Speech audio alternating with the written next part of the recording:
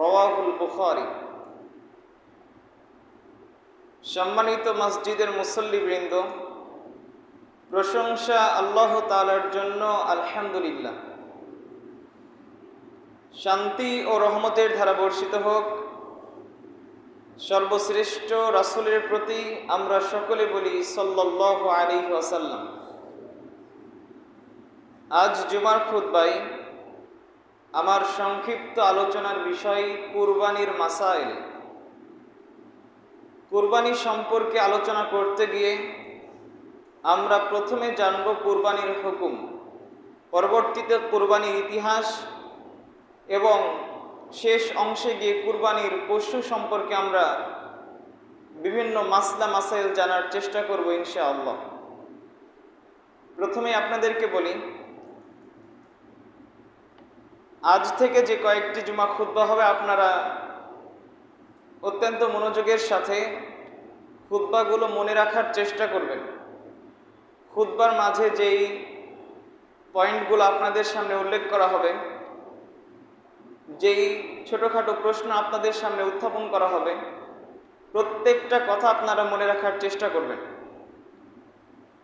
এর পিছনে কারণ রয়েছে যা আমি আজকে জুমার খুতবার শেষে আপনাদের সকলের সামনে উপস্থাপন করব ইনশাআল্লাহ। প্রথমে আমরা দেখি কুরবানি শব্দের অর্থ কি। কুরবানি শব্দের শাব্দিক অর্থ নৈকট্য অর্জন করা। এই জন্য কুরবানির সংজ্ঞায় বলা হয় মা ইউতাকাররাবু বিহি ইলাল্লাহি তাআলা। যেই পশুর মাধ্যমে, যেই বস্তুর মাধ্যমে আল্লাহ তাআলার নিকটবর্তী হওয়া যায় তাকেই কুরবানি বলে। এই জন্য আল্লাহ তাআলার নৈকট্য অর্জনের জন্য আমরা যা কিছুই উৎসর্গ করি না কেন, যা কিছুই আমরা ত্যাগ করি না কেন, প্রত্যেকটা বিষয় আমাদের কুরবানির অন্তর্ভুক্ত হবে ইনশাআল্লাহ। এটা হলো কুরবানির শাব্দিক অর্থ। পরিভাষায় বলা হয় মা ইউযবাহু ইয়াওমান নাহরি আলা ওয়াজহিল কুরবান। আল্লাহ তাআলার সন্তুষ্টি অর্জনের জন্য ঈদুল আজহার দিনে অথবা 10, 11, 12, 13 জিলহজ এই 4 দিনে ইসলামী শরীয়ত মোতাবেক ইসলাম যে বৈশিষ্ট্যগুলো উল্লেখ করেছে, এই যাবতীয় বৈশিষ্ট্যমণ্ডিত পশু ঈদুল আজহার দিনে অথবা পরবর্তীতে আইয়ামে তাশরিকের যে কোনো 3 দিনের যে কোনো একদিনে জবেহ করাকে কুরবানি বলা হয়। কুরবানির হুকুম সুন্নাতে মুআক্কাদা। কাজেই যেই সকল ব্যক্তিরা সামর্থ্যবান তাদের প্রত্যেকের উচিত কুরবানি দেওয়া। কুরবানির আদেশ করতে গিয়ে আল্লাহ তাআলা বলেছেন ফাসল্লি লিরাব্বিকা ওয়ানহার। হে মুহাম্মদ সাল্লাল্লাহু আলাইহি সাল্লাম, আপনি আল্লাহ তাআলার জন্য, আপনার রবের জন্য সালাত আদায় করুন এবং কুরবানি করুন। এটা শুকরিয়া স্বরূপ। কারণ আল্লাহ তাআলা আয়াতের শুরুতে বলছেন, সূরার প্রথমেই, ইন্না আ'তাইনা কাল কাউসার। হে মুহাম্মদ সাল্লাল্লাহু আলাইহি সাল্লাম, আমি আপনাকে কাউসার দান করেছি, হাউজে কাউসার দান করেছি। তো আপনাকে যে আমি হাউজে কাউসার দান করলাম, এর শুকরিয়া স্বরূপ আপনি কি করবেন? ফাসল্লি লিরাব্বিক, আপনার রবের জন্য সালাত আদায় করুন, ওয়ানহার, এবং আপনার রবের জন্যই কুরবানি করুন। এখান থেকে এটাও প্রমাণিত হয় যে একমাত্র সালাত আদায় করতে হবে, একমাত্র কুরবানি করতে হবে, সাথে সাথে পৃথিবীতে যত ধরনের ইবাদত রয়েছে সকল ইবাদত করতে হবে একমাত্র বিশ্বজগতের প্রতিপালক আল্লাহ তাআলার জন্য। পৃথিবীর কোনো মানুষের জন্য করা যাবে না। এই জন্য রাসূল সাল্লাল্লাহু আলাইহি সাল্লাম বলেছেন, আল্লাহ তাআলা বলেন হাদিসে কুদসি, আনা আগনা শুরাকা মিনাশ শিরকি। যারা অংশীদার স্থাপন করে আমি তাদের থেকে অমুখাপেক্ষী। মান আমিলা আমালান, যেই ব্যক্তি এমন কোন কাজ করে, আশরাকা ফিহি মাই গৈরি, যেই কাজের মধ্যে আমাকেও শরীক করে আবার অন্যকেও শরীক করে, অর্থাৎ কোনো একজন ব্যক্তি যখন সলাতে দাঁড়ালো, সলাতে দাঁড়িয়ে সে লক্ষ্য করলো তার পাশে তার প্রিন্সিপাল স্যার দাঁড়িয়ে আছে অথবা একজন বড় আলেম দাঁড়িয়ে আছে, তখন ওই ব্যক্তি মনে করছে আমি যদি সুন্দর করে সালাত আদায় না করি তাহলে এই লোক হয়তোবা আমাকে অপছন্দ করবে। এই জন্য আল্লাহ তাআলার সন্তুষ্টির জন্য সুন্দর করে সালাত আদায় করলো, আবার মানুষের সন্তুষ্টির জন্য সুন্দর করে সালাত আদায় করলো। আল্লাহ তাআলা বলছেন, মান আমিলা আমালান, যেই ব্যক্তি এমন কোন কাজ করে, আশরাকা ফিহি মাই ওয়া গায়রি, যেই কাজের মধ্যে আমাকেও শরীক করে আবার অন্যকেও শরীক করে, তারাকতুহু ওয়া শিরকাহু, আমি তার আমলকে বাদ করে দিই। এবং এটা হলো এক ধরনের শিরক। রাসূল সাল্লাল্লাহু আলাইহি সাল্লাম বলছেন, ইন্নী আখওয়াফু মা খাফু আলাইকুম আশ-শিরকুল আসগর, আমি তোমাদের ওপর সবচাইতে যেটা ভয় করি তা হলো শিরকে আসগর, ছোট শিরক। জিজ্ঞেস করা হলো ছোট শিরক আবার কি? তখন তিনি বললেন রিয়া। ছোট শিরক হলো রিয়া। ছোট শিরক কি? রিয়া। আপনি সালাত আদায় করছেন, আপনার পাশে একজন লোক বসেছিল, তো ওই লোক দেখলো আপনি অনেক সুন্দর করে সালাত আদায় করছেন, তখন আপনি অনেক মনে আনন্দিত হলেন যে ঠিক আছে, লোকটির সামনে আমি অনেক সুন্দরভাবে সালাত আদায় করতে পারলাম। তো আপনার যখন সালাত শেষ, তখন ওই লোক আপনাকে জিজ্ঞেস করলো আপনি তো চমৎকার করে সালাত আদায় করলেন। তখন আপনি বলছেন শুধু সালাতই নয়, আমি সিয়ামও আছি। আপনি কুরবানি করছেন, যদি আপনার নিয়াত থাকে যে এই কুরবানি আমি মানুষদেরকে দেখাবো, যদি আমি 20,000 টাকা দামের 30-40,000 টাকা দামের একটা বিরাট খাসি কুরবানিতে জবাই করি, এলাকাতে আমার সুনাম ছড়িয়ে যাবে যে অমুকের ছেলে অমুক কুরবানিতে 40,000 টাকার একটা খাসি কুরবানি করেছে, এরকম যদি নিয়াত থাকে তাহলে এই কুরবানি আমার আপনার কবুল হবে না। এটা একটু পরে শেষের দিকে আলোচনা করবে ইনশাআল্লাহ। তো কুরবানি এতটুকুই যে আল্লাহ তাআলা কুরবানির আদেশ করেছেন। রাসূল সাল্লাল্লাহু আলাইহি ওয়াসাল্লাম বলেছেন, মান কানা লাহু সাআতুন ওয়া লাম ইউদাহি, যেই ব্যক্তির সক্ষমতা রয়েছে কুরবানি করার অথচ কুরবানি করেনি, ফালা ইয়াকরিবান্না মুসাল্লা, সে যেন ঈদগাহের আশেপাশে না আসে।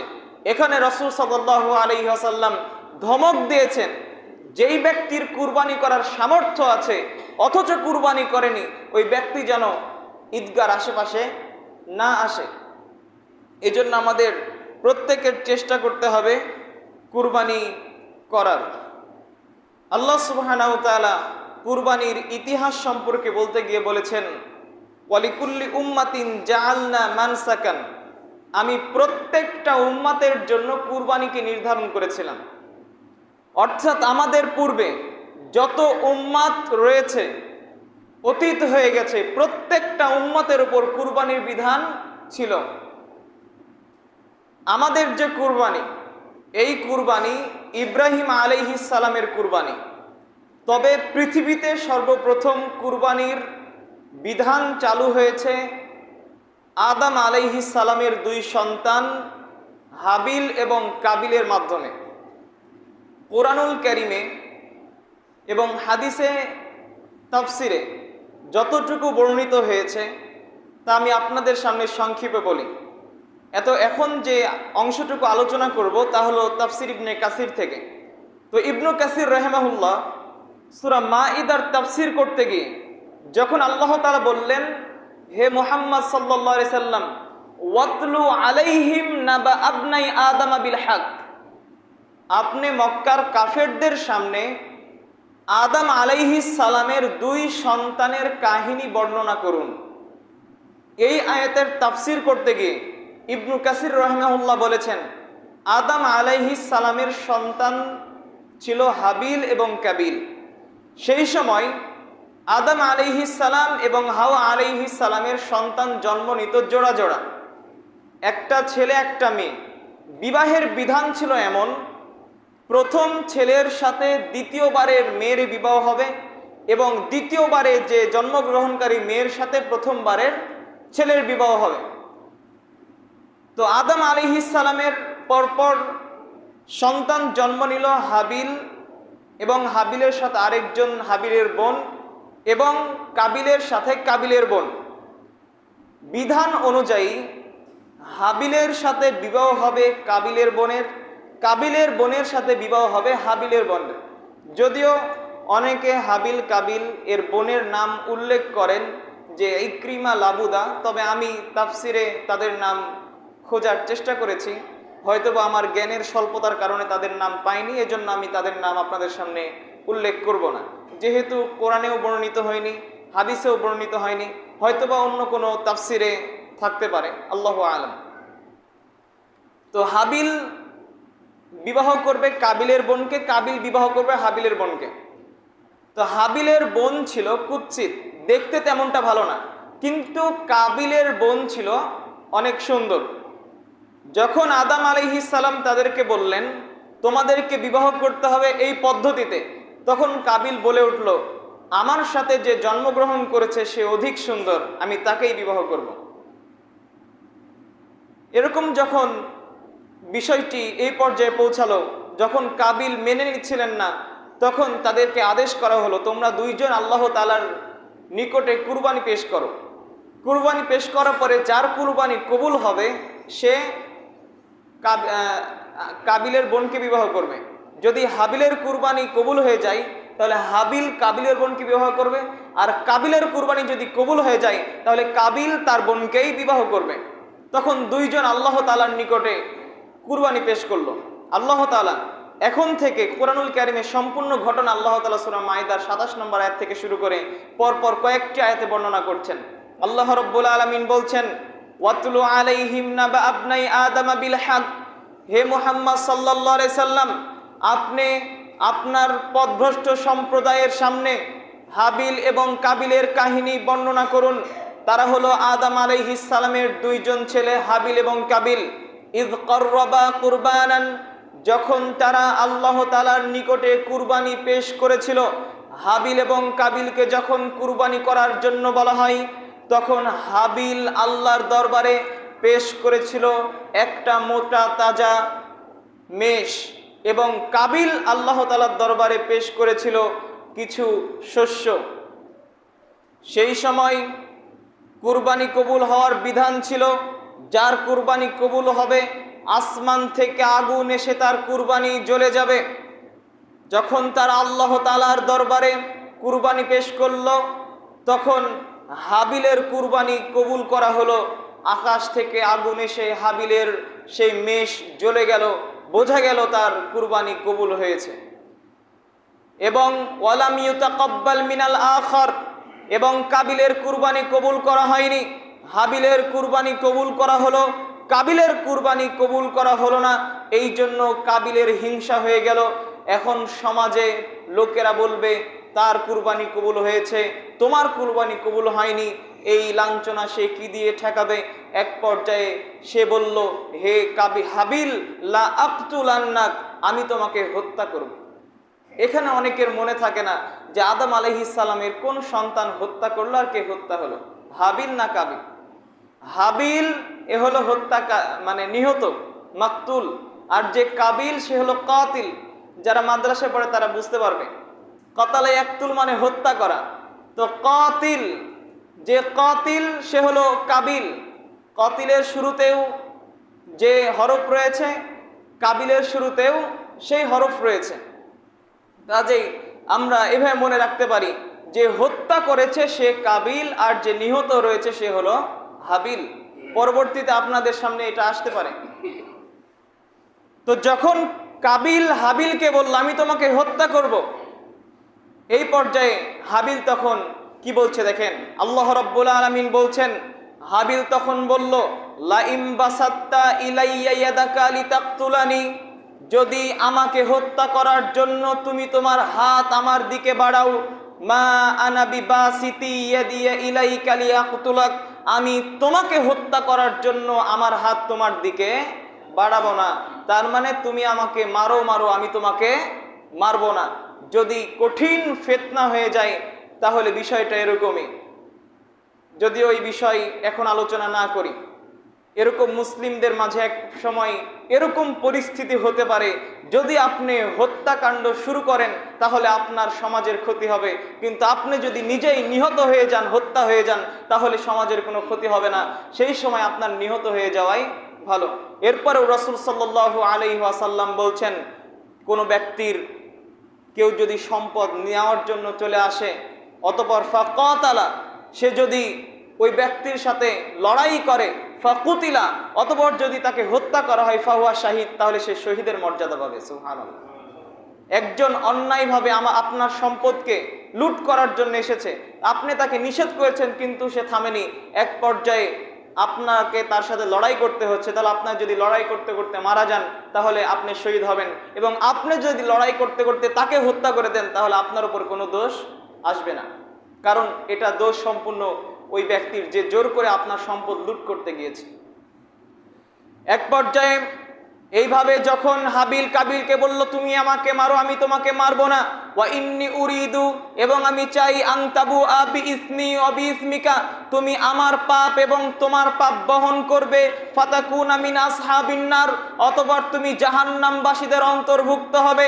এরকম ভাবে যখন হাবিল কাবিলকে বলল, আমি তোমাকে মারবো না, তুমি আমাকে মারতে পারো, ফাতাওয়াআত লাহু নাফসুহু কতলা আখিহি, তখন কাবিলের অন্তর, কাবিলের প্রবৃত্তি হাবিলকে হত্যা করার প্রতি উৎসাহিত করলো, ফাকাতালাহু, অতঃপর কাবিল হাবিলকে হত্যা করলো।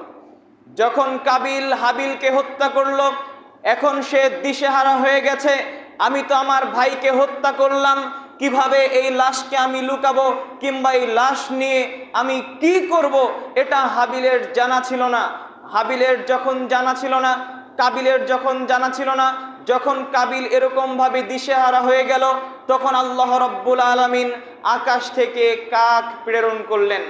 আল্লাহ রাব্বুল আলামিন বলছেন, ফাবাআসাল্লাহু গুরাবাই ইয়াবহাসু ফিল আরদ লিইউরিয়াহু কাইফা ইওয়ারি সাওআতা আখি, অতঃপর আল্লাহ রাব্বুল আলামিন আসমান থেকে কাক পাঠালেন। দুইটা কাক আসলো, দুইটা কাক এসে পরস্পর মারামারি লড়াই করলো। লড়াই করার পরে একটি কাক আরেকটা কাককে হত্যা করলো। অতঃপর যে বেঁচে আছে যেই কাক, ওই কাক মাটি খনন করে আরেকটা কাককে মাটিতে দাফন করে দিল।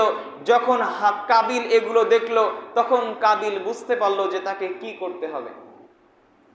যখন কাবিল বুঝতে পারলো তাকেও মাটি খনন করে তার ভাইকে দাফন করে দিতে হবে, অতঃপর যখন কাবিল পাখিদের এই কর্মকাণ্ড দেখলো, তখন কাবিল বলল, ইয়া ওয়াইলাতা, হায় আমার আফসোস, আজাস্তু আন আকুনা মিথলা হাদাল গুরাব, এই কাকের সমান বুদ্ধিও আমার নেই, আমি এই কাজটুকু করতে অক্ষম, এটা আমার জন্য অনেক লাঞ্ছনা, আমি আমার ভাইকে কিভাবে গোপন করব এটা আমি জানি না। ফাসবাহ মিনান নাদিমিন, অতঃপর কাবিল সে অনুশোচনাকারীদের অন্তর্ভুক্ত হয়ে গেল। আমরা কাবিল এবং হাবিলের এতটুকু আলোচনাই আপনাদের সামনে পেশ করব, কেননা কোরআনুল কারিমে এতটুকু আলোচনায় পাওয়া যায়, আরও জাঁকজমকভাবে আলোচনা পেশ করা যায়, কিন্তু সেই আলোচনাগুলো সরাসরি কোরআন এবং হাদিস থেকে হবে না। তো ইসরায়েলি যেগুলো রেওয়ায়াত রয়েছে, কোরআন হাদিসের বাহিরে যেগুলো ঘটনা বর্ণিত আছে, সেগুলো ঘটনার ব্যাপারে আমাদের বিধান যে আল্লাহ তাআলা যেভাবে, সেগুলোকে আমরা সত্যায়ন করব না, সেগুলোকে আমরা মিথ্যাও বলবো না, কিন্তু কোরআন এবং হাদিসে যতটুকু আছে আমরা যতক্ষণ পর্যন্ত ততটুকুর উপরে সীমাবদ্ধ থাকব, ততক্ষণ আমরা সঠিক দিনের উপরে থাকব। আর যখন আমরা বেশি একটু অন্য কিছু বাড়াতে যাব আর জাঁকজমক করতে যাব যে আপনাদের শুনতে অনেক ভালো লাগবে, তখন আমরা ভুলের মধ্যে পড়ে যেতে পারি। কাজে এতটুকু আপনাদের সামনে আলোচনা হাবিল এবং কাবিলের।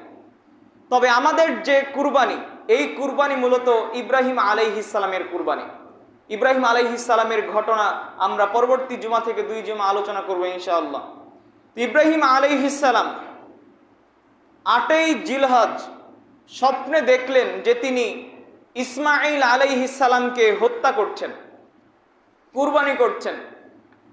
এই জন্য 8ই জিলহজে যেহেতু ইব্রাহিম আলাইহিস সালাম দেখলেন যে তার সন্তানকে হত্যা করছেন, তো স্বপ্নে যেটা দেখা হয় এই স্বপ্নকে বলা হয় রুইয়া। আরবিতে কি বলা হয়? রুইয়া, স্বপ্ন।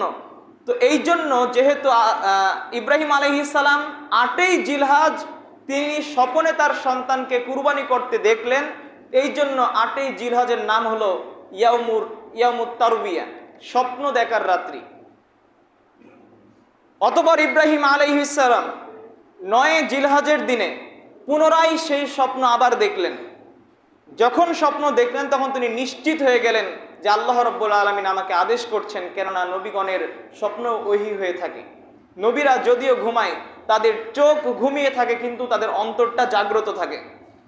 তখন ইব্রাহিম আলাইহিস সালাম একেবারে নিশ্চিত হলেন যে তার সন্তানকে কুরবানি করতে হবে। জানার আরবি হলো মাআরিফা। জানার আরবি কি? যেহেতু ইব্রাহিম আলাইহিস সালাম 9 তারিখে জানতে পেরেছিলেন তার সন্তানকে হত্যা করতে হবে, এই জন্য 9 জিলহজের নাম হলো ইয়াউমু আরাফা। 9 জিলহজের নাম কি? ইয়াউমে আরাফা। এবার 10 জিলহজ ইব্রাহিম আলাইহিস সালাম পুনরায় দেখলেন যে তিনি তার সন্তানকে কুরবানি করছেন। তখন তিনি 10 জিলহজের দিন ইসমাঈল আলাইহিস সালামের কাছে এসে তিনি তাকে কুরবানির জন্য নিয়ে গেলেন। তো যেহেতু 10 জিলহজের দিন ইব্রাহিম আলাইহিস সালাম তাকে কুরবানির জন্য নিয়ে গেলেন এবং পরবর্তীতে একটা দুম্বা কুরবানি হয়ে গেল, এই জন্য 10 জিলহজের নাম হলো ইয়াউমুন নাহার। ইয়াউমুন নাহার, নাহার মানে কুরবানি করা। তো ইব্রাহিম আলাইহিস সালামের ঘটনা কি ছিল?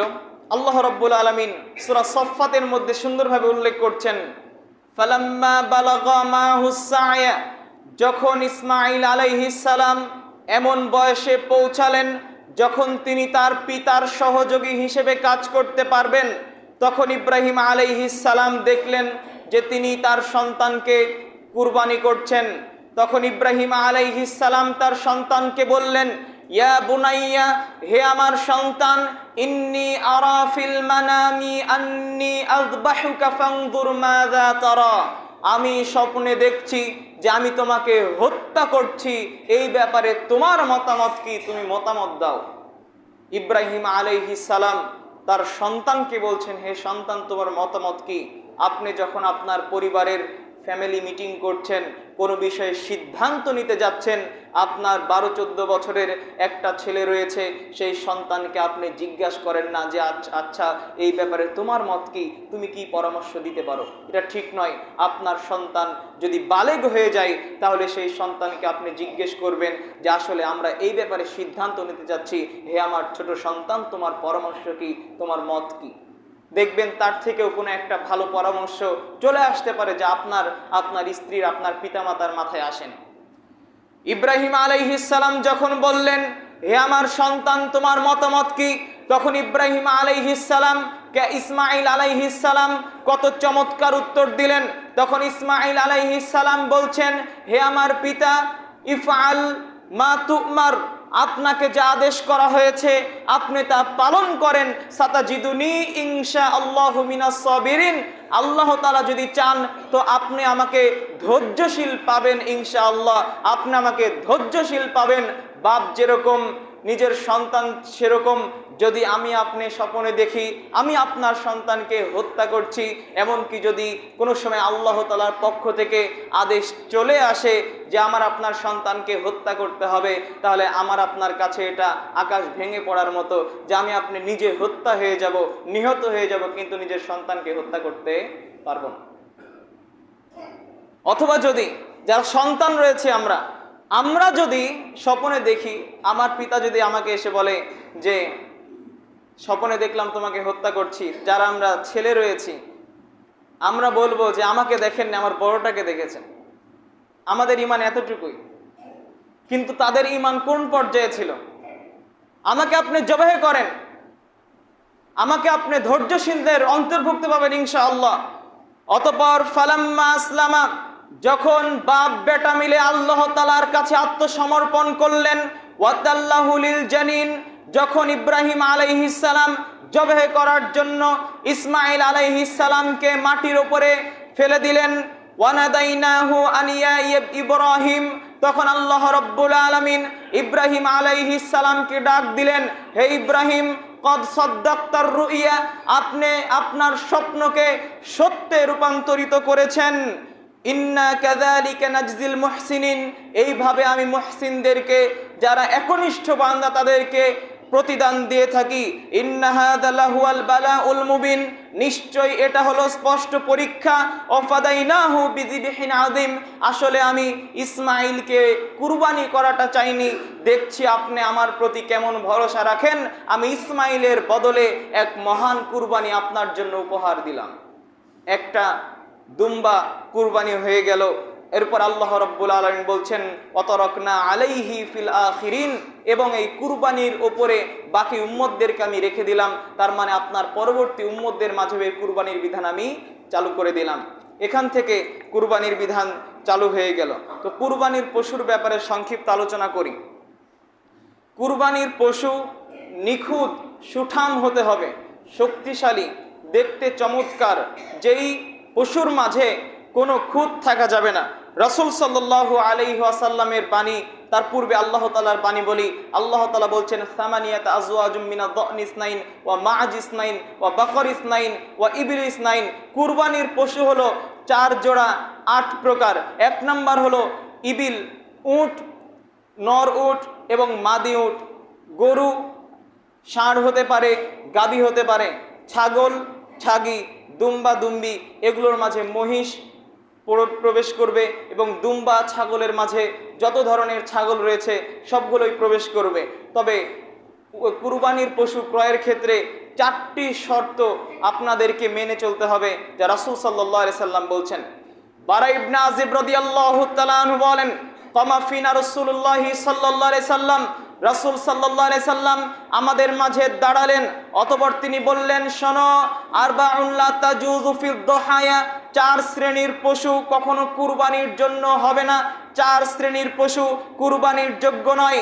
1 নাম্বার আল আওরাউল বাইয়িনু আওয়ারুহা, যেই পশু স্পষ্ট কানা, ওয়াল মারিদাতুল বাইয়িনু মারাদুহা, যেই পশু স্পষ্ট অসুস্থ। এরপরে ওয়াল আরজাউল বাইয়িনু বিলউহা, যেই পশু একেবারে সরাসরি ন্যাংরা, স্পষ্ট ন্যাংরা। ওয়াল কাবীরাতুল্লাতী লা তুনকি, এমন পশু, এমন বয়োবৃদ্ধ, এমন বয়স হয়ে গেছে যে তার মেদ ভুঁড়ি নেই, হাড্ডির মধ্যে মজ্জাগুলো নেই। তাহলে যেই পশু কানা, যেই পশু অসুস্থ, যেই পশু স্পষ্ট ন্যাংরা, যেই পশু বয়োবৃদ্ধ, এই 4 শ্রেণীর পশু কখনো কুরবানির অন্তর্ভুক্ত হতে পারে না। আলী রাদিয়াল্লাহু তাআলা আনহু বলেন রাসূল সাল্লাল্লাহু আলাইহি সাল্লাম আমাদেরকে আদেশ দিয়েছেন আন্নাস্তাশরিফাল আইনা ওয়াল উযুন, আমরা যেন কান এবং চোখ ভালোভাবে দেখে নিই। কেননা রাসূল সাল্লাল্লাহু আলাইহি সাল্লাম আমাদেরকে বলেছেন যেই পশুর কান ফুটা রয়েছে, যদি কোনো পশুর কান কাটা থাকে, কান কেটে পিছনে ঝুলানো আছে, অথবা পিছন থেকে কেটে সামনে ঝুলানো আছে, অথবা কোনো পশুর কান একেবারে গোল করে ছিদ্র করা আছে, অথবা লম্বালম্বি ছিদ্র করা আছে, এরকম কোনো ত্রুটিওয়ালা পশু কুরবানির জন্য চলবে না। যেই পশুর শিং ভাঙা রয়েছে এই পশু চলবে না। একেবারে চকচকে ঝকঝকে সুঠাম দেহের অধিকারী, চমৎকার, আপনার পছন্দ মতো কুরবানির জন্য আপনি পশু কিনবেন, টাকার বিষয়টি বিবেচনা করার প্রয়োজন নেই। আরেকটি শর্ত হলো রাসূল সাল্লাল্লাহু আলাইহি ওয়াসাল্লাম বলছেন লা তাযবাহু ইল্লাল মুসিন্না, তোমরা কেউ মুসিন্না পশু ব্যতীত জবাহে করো না। মুসিন্নার ব্যাখ্যা বেশিরভাগ উলামারা করেছেন যেই পশুর দাঁত উঠেছে, আপনার পশুর 1 বছর বয়স, এখন পর্যন্ত দাঁত উঠেনি, আপনি সেই পশু কুরবানি করবেন কি করবেন না। অনেক আলেম বলেছেন যে মুসিন্না মানে হলো বয়স পূর্ণ হতে হবে, তার মানে ছাগলের হতে হবে 1 বছর, গরুর হতে হবে 2 বছর, উটের হতে হবে 5 বছর, এরকম অনেকে বলেছেন। কিন্তু আমরা মতনৈক্য থেকে বেরিয়ে আমরা একটা সুস্থ জায়গাতে থাকার চেষ্টা করব। যেমনটি রাসূল সাল্লাল্লাহু আলাইহি ওয়াসাল্লাম বলেছেন দাঁত হতে হবে। যদি কোনো পশুর দাঁত হয়ে থাকে, ছাগলের সাধারণত 1 বছর, গরুর 2 বছর, উটের 5 বছর, যদি কোনো পশুর দাঁত হয়ে থাকে আমরা সেই পশুকে কুরবানি করব। আর যদি কোনো পশুর দাঁত না হয়ে থাকে আমরা কুরবানি করা থেকে বিরত থাকার চেষ্টা করব ইনশাআল্লাহ।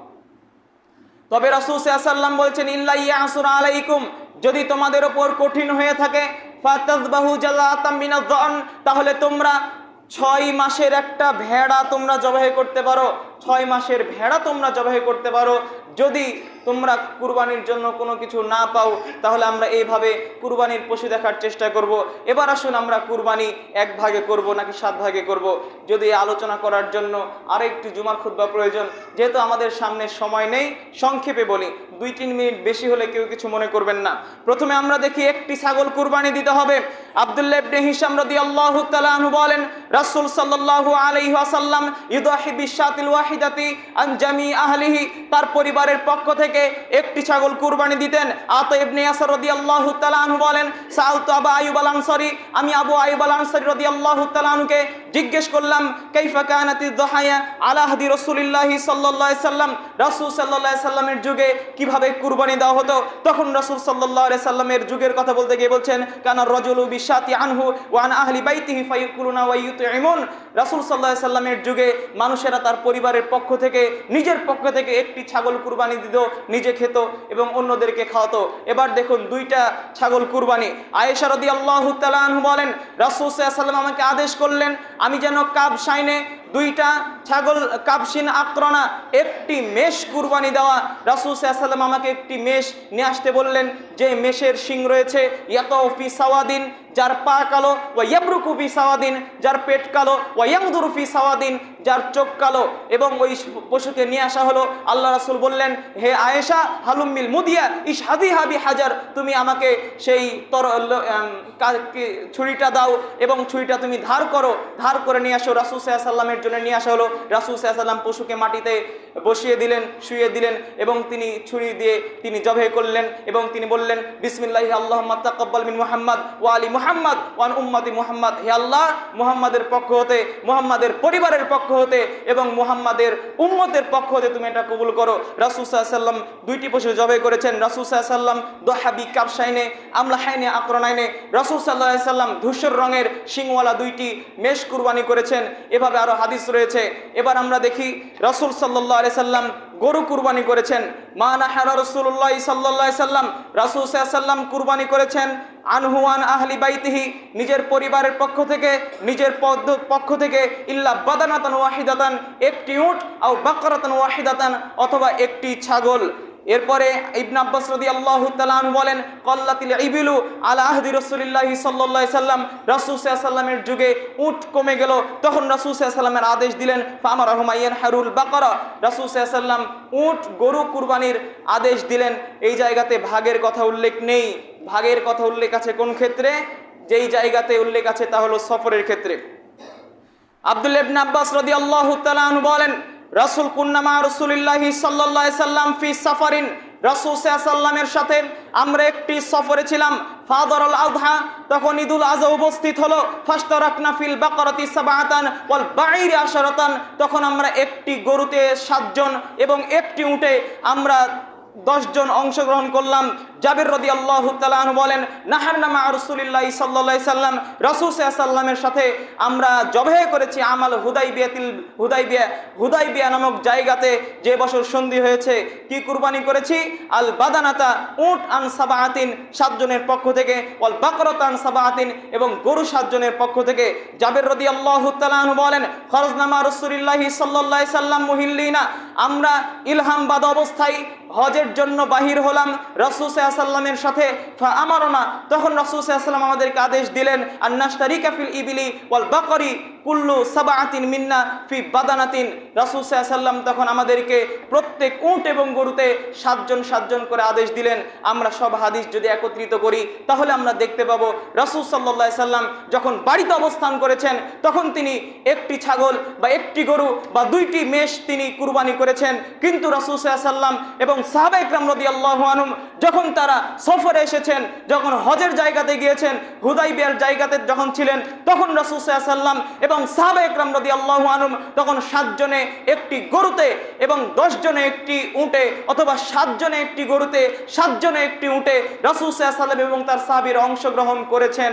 কাজে আমরা রাসূল সাল্লাল্লাহু আলাইহি ওয়াসাল্লামের পদ্ধতি অনুসরণ করে যখন আমরা মুকিম অবস্থায় থাকব, বাড়িতে থাকব, তখন আমরা 7 জনে একটি গরুতে অংশগ্রহণ না করে আমরা একটু করে ছাগল দিব, বা সামর্থ্য থাকলে একটু করে গরু কুরবানি দিব বা উট কুরবানি দিব, সেটা আমাদের ব্যক্তিগত বিষয়। তবে এই জায়গাতে আমি আপনাদের সামনে কোনো ফতোয়া দিতে রাজি নই। আমি আপনাদেরকে বলবো না 7 ভাগে চলবে না, আপনাদেরকে বলবো না 10 ভাগে চলবে না, আপনাদেরকে বলবো না 1 ভাগে চলবো না। আমি কোনো ফতোয়া দেওয়ার জন্য আসিনি। যারা বিজ্ঞ ব্যক্তি রয়েছে তাদের কাছ থেকে ফতোয়া জেনে নেবেন। তবে আমি আপনাদের সামনে এতটুকু বলবো, যখন আপনি মুকিম অবস্থায় রয়েছেন একা একই কুরবানি দেন, সেটা আপনার জন্য ভালো।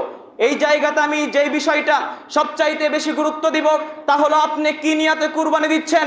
আপনি একাই কুরবানি দেন, 5 ভাগে কুরবানি দেন, 7 ভাগে কুরবানি দেন, 10 ভাগে কুরবানি দেন, অথবা নিজে একাই যদি আপনি 50টা উট কুরবানি দেন, আর আপনার অন্তরের নিয়ত যদি থাকে মানুষকে দেখানোর জন্য, আল্লাহর সন্তুষ্টি যদি আপনার উদ্দেশ্য না থাকে, তাহলে আমি আপনি 1 ভাগে কেন, 7 ভাগে কেন, 10 ভাগে কেন, নিজে একাই 100টা উট কুরবানি দিলেও আমার আপনার কোনো কুরবানি আল্লাহর দরবারে কবুল হবে না।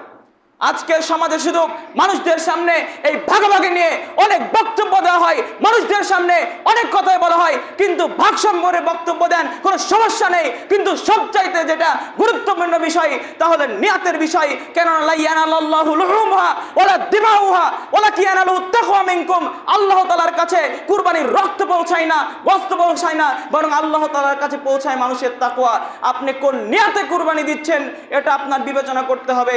কাজেই আপনারা বিজ্ঞ আলেম ওলামাদের কাছ থেকে ফতোয়া জিজ্ঞেস করে আপনারা আমল করার চেষ্টা করবেন। এতটুকু আপনাদেরকে বলবো যে আপনারা কুরবানি করবেন, আপনাদের নিয়ত যেন ভালো থাকে। এ বলে আমি আমার সংক্ষিপ্ত কুরবানির আলোচনা এখানেই শেষ করছি। আলোচনা শেষ করার পূর্বে আপনাদের সামনে একটি ঘোষণা, যা আপনারা মনোযোগ দিয়ে শুনবেন বলে আশা করি।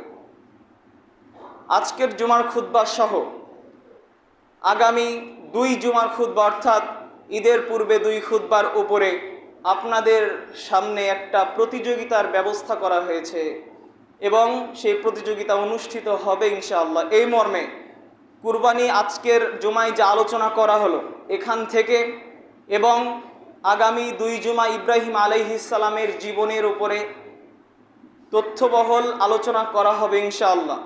এই 3 জুমার উপর ভিত্তি করে আপনাদের মাঝে নারী পুরুষ ছোট বড় বৃদ্ধ সবার মাঝে এক প্রতিযোগিতার আয়োজন করা হয়েছে।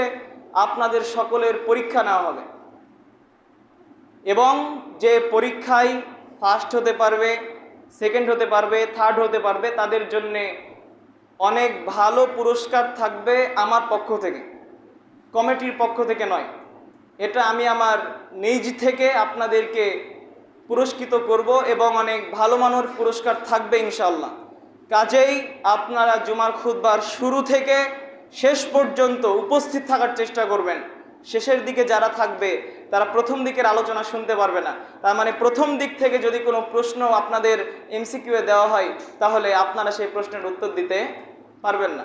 আর যদি প্রশ্নের উত্তর দিতে না পারেন তাহলে আপনার সামনে যখন কোনো ব্যক্তি একটা বক্স গিফট পেপার দিয়ে রঙিন করা আছে, সেই বক্স যখন আপনার সামনে দিয়ে কেউ নিয়ে যাবে তখন আপনার অন্তরে ধাক্কা খাবে, কিন্তু আপনার কিছু করার থাকবে না, আপনার তো উপস্থিতি নাই। কাজেই যারা আপনাদের মাঝের একটু জ্ঞানীগুণী মানুষ আছেন কয়েকজন, তাদেরকে পরীক্ষায় অংশগ্রহণ করানো হবে না, কারণ তাদেরকে যদি অংশগ্রহণ করানো হয় তাহলে অন্যরা পারবে না। এই জন্য তাদেরকে বাদ দিয়ে আপনাদেরকে, যারা আপনারা আম রয়েছেন, এখানে নারী হতে পারে পুরুষ হতে পারে, আপনারাও থাকবেন, আপনাদের স্ত্রী মা বোন সন্তানেরা তারাও থাকবে। সবার মাঝে পরীক্ষা, দেখা হবে আসলে হুজুরি পাড়ার পুরুষেরা এগিয়ে থাকে নাকি নারীরা এগিয়ে থাকে। যদি মা বোনেরা বলে আমরা তো রান্না বান্না নিয়ে ব্যস্ত, ধানের কাজ নিয়ে ব্যস্ত, তাও থাকেন, আপনারা পিছিয়ে থাকবেন। এখান থেকে আমি মনে করব যে মেয়ে মানুষেরা পড়াশোনা জানে না, পড়াশোনা করেও না। যখন ঢাকা বিশ্ববিদ্যালয়ের মেডিকেল কলেজের ফার্স্ট কে হয়েছে ঘোষণা হয় তখন কাদের নাম আসে? ছেলেদের না মেয়েদের? মেয়েদের নাম আসে। তা আমরাও চাই যে হুজুরি পাড়াও এখান থেকেও এমন নাম আসুক যেখানে মেয়েরা ফার্স্ট বলে ঘোষণা হচ্ছে। এটা আমিও চাই, যদি মা বোনেরা চাই তো এটা আপনারা সকলে প্রচার করার চেষ্টা করবেন। যারা মসজিদে উপস্থিত থাকবে তাদের মাঝেই পরীক্ষা করা হবে, যদি বাহিরের কোনো মুসল্লি আসবে।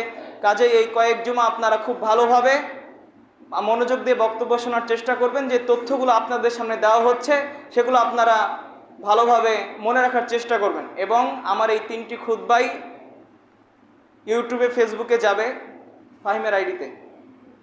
আপনারা, আমার তো জানা মতে সবার কাছে বড় ফোন আছে, আপনারা সবাই ফাহিমের আইডি থেকে বক্তব্য 3টা খুতবা, হয়তো আধা ঘন্টা করে, আপনারা সকলে এতটুকু সময় দিয়ে 3টা খুতবা ভালোভাবে মোবাইলে শুনবেন, উপস্থিত থেকেও শুনবেন, যাতে করে আপনারা সকল প্রশ্নের উত্তর দিতে পারেন।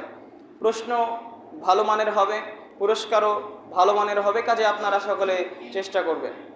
আল্লাহ রাব্বুল আলামিন আমাদের সকলকে কথাগুলো বুঝার ও আমল করার তৌফিক দান করুন, আল্লাহুম্মা আমিন। যারা যুবক ভাইরা রয়েছেন, আমরা চাই যুবক ভাইরা এগিয়ে থাকুক। যারা বৃদ্ধরা রয়েছেন, আমরা চাই তারাও এগিয়ে থাকুক। মা বোনেরা যারা রয়েছেন, আমি চাই তারাও এগিয়ে থাকুক। এখন দেখা যাবে যে আসলে কে এগিয়ে থাকে, এবং পুরস্কার হয়তোবা কোনো একদিন ভালো জায়গাতেই দেওয়া হতে পারে। আল্লাহ রাব্বুল আলামিন আমাদের সকলকে কথাগুলো বুঝার ও আমল করার তৌফিক দান করুন, আল্লাহুম্মা আমিন। আল্লাহ, সামনে প্রতিযোগিতার জন্য আমরা যেন তোমার সন্তুষ্টি অর্জনের উদ্দেশ্যে ভালোভাবে খুতবাগুলো শুনে ইব্রাহিম আলাইহিস সালামের জীবনী আমরা যেন ভালোভাবে পড়তে পারি, আল্লাহুম্মা আমিন। এবং ইব্রাহিম আলাইহিস সালামের জীবনীর জন্য আপনারা গালিব স্যারের যে বই রয়েছে নবীদের কাহিনী প্রথম খণ্ড, সেই প্রথম খণ্ড আপনারা দেখতে পারেন। সেখানে ইব্রাহিম আলাইহিস সালামের জীবনে অনেক সুন্দরভাবে উল্লেখ করা আছে। আল্লাহ রাব্বুল আলামিন আমাদের কথাগুলো বুঝার আমল করার তৌফিক দান করুন, আল্লাহুম্মা আমিন। সাল্লাল্লাহু আলাইহি ওয়াসাল্লাম। আলহামদুলিল্লাহি ওয়াহদা ওয়াসসালাতু ওয়াসসালামু আলা মান লা নাবিয়্যা বা'দা। আল্লাহুম্মা সাল্লি আলা মুহাম্মাদিন ওয়া আলা আলি মুহাম্মাদ কামা সাল্লাইতা আলা ইব্রাহিম ওয়া আলা আলি ইব্রাহিম ইন্নাকা হামিদুম মাজিদ। আল্লাহুম্মা বারিক আলা মুহাম্মাদ ওয়া আলা আলি মুহাম্মাদ কামা বারাকতা আলা ইব্রাহিম وعلى آل إبراهيم إنك حميد مجيد. إن الله يأمر بالعدل والإحسان وإيتاء ذي القربى وينهى عن الفحشاء والمنكر فاذكروني أذكركم